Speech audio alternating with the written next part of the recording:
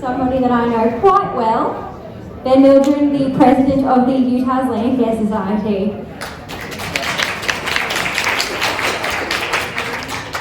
Thank you. Hello everyone, how are you all doing?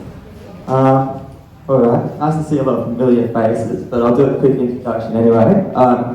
So I'm Ben. For the past 2 years I've been working with UTAS Landcare to help basically get out into the community and get students engaged with landcare. So I'm going to go through some of the things we've been doing and kind of what led us to here. Alright, so Phil had said some things that completely contradict this, so I trust him more than me. But a couple of years ago we kind of had some statistics and a problem where it seemed like engagement with youth wasn't too high with landcare, with volunteering. There's some stuff in the ABS that indicates that maybe it's not just age. Looking at the crowd, it looks like it's mostly a young crowd here today. But there's things like engagement with landcare is pretty. Volunteering kind of has more to do with social standing and whether you have a young family or not. And young people were generally not in those categories so much to lead to volunteering. And also just in general, we're kind of in polarised times, right? It's hard to talk to people outside of your just general bubble. People have different perspectives from you. So we kind of formed to see what we could do about that. We're a university-focused group. Basically, we get students out to help where we can across the community, planting trees, pulling out weeds, and using our unique set of skills to solve landcare-related problems. So I'm going to go through a couple of examples of how we've been connecting different groups that normally don't talk together and the impact of those.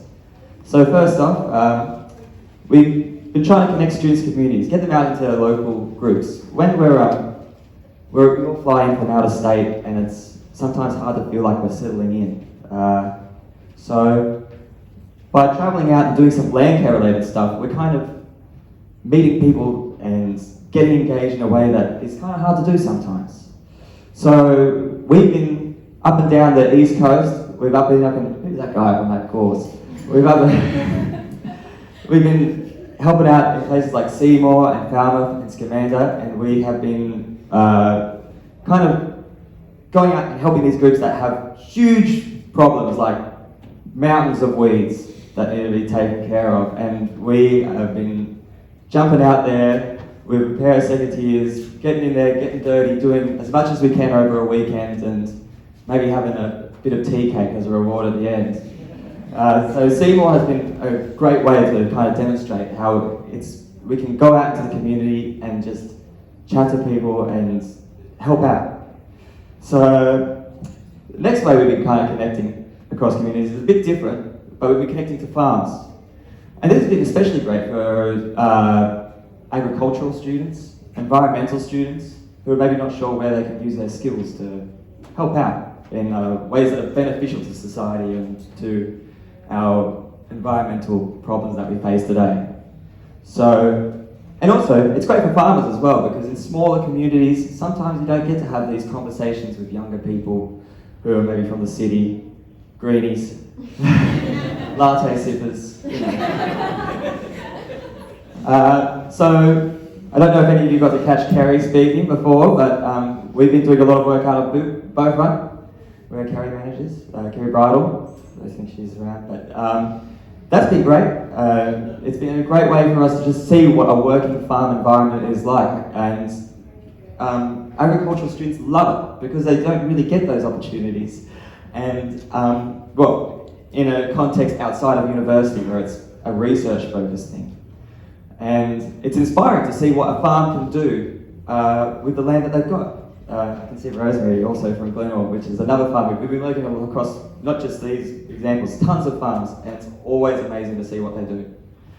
Last of all, we've been connecting students to students. So I guess in the Mercury every now and then there's always talk about universities are almost becoming just as disparate as communities are. With the move online, moves into cities where different groups are being split up, you know, blocks apart from each other. It's hard to do things that are interdisciplinary. And that is kind of a shame. Universities are a place where we should talk to each other and share ideas, maybe across fields. So we're trying to use our position in a way to kind of help that and see if we can do something to kind of get people talking to each other again. So this year we had a crack at it. We, with the help from Ben, who's in the front row there, we started an engineering hackathon. For those who don't know, a hackathon is where we get a group of engineers for a day. For a half a day, we tell them as much as we can about a problem. So we told them about rodenticides and mast owl habitat loss. And then for the next half a day, we got to see what ideas they came up with to try and solve that problem. And this is a great way to show people like engineers who would normally go to maybe work for, I don't know, building a bridge, yeah.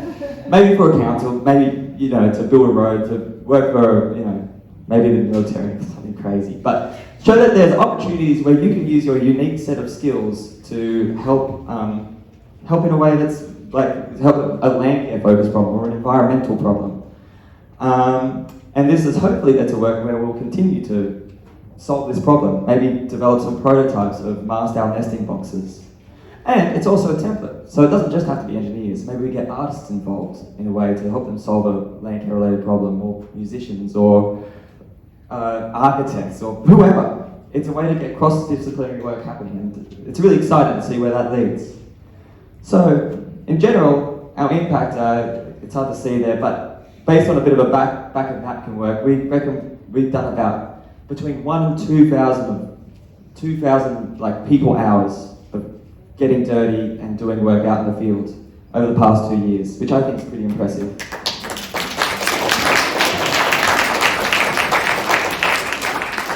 We've already got like quite a few people who are inspired to start their own landcare groups after they finish university. We've already got one that started in Strawn. And community groups are feeling revitalised. Like, if they're facing a problem that seems insurmountable, they've got help. So I think it's been great. And not only that, I think it's changed our perspectives. A lot of us are, you know, hardcore greenies. We don't, but when we go out and we talk to communities and we see what the actual problems are with our feet, we're there, we're seeing it. We see that there's solutions to the problem other than the things that are super intense. We can go out and plant trees, we can engage with people, we can have friendly conversations. We're kind of crossing those bubbles that are usually a pretty hard line between maybe us and the older generations, if you understand what I mean. And it's also, but it's also great for communities because they get to chat to us and maybe hear things that are usually filtered through a newspaper or journalists or crazy people, and hear what we've got to say. And yeah, friendly conversations. So in the future, I want this to keep on happening, but I want to have more fresh ideas. Indigenous leadership from vulnerable communities. Keep it alive, keep it going strong. And I want to have more of you. I would love to head out into all 250 landcare groups in Tasmania and help every single one of you with a problem that you have. I think that we have the capability to do that and head out every weekend or so and help you tackle a huge problem. And just in general, get rid of all the gorse. Right, thank you very much.